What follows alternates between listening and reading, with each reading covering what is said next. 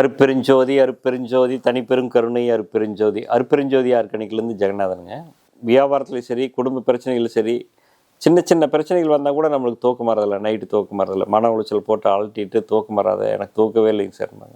இப்படி தூங்காதனால என்னென்ன வருதுன்னா, உடம்பு ஹீட் ஆயிரு, உடம்பு பலவீனாக ஆரம்பிச்சிரு, பகல் பூராமே ஒரு டென்ஷனாக இருப்பாங்க.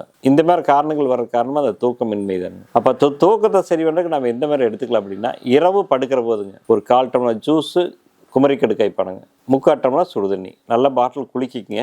1/4 டம்ளர் ஜூஸும் 3/4 டம்ளர் சுடுதண்ணியும் தொடர்ந்து எடுத்துகிட்டு வாங்க.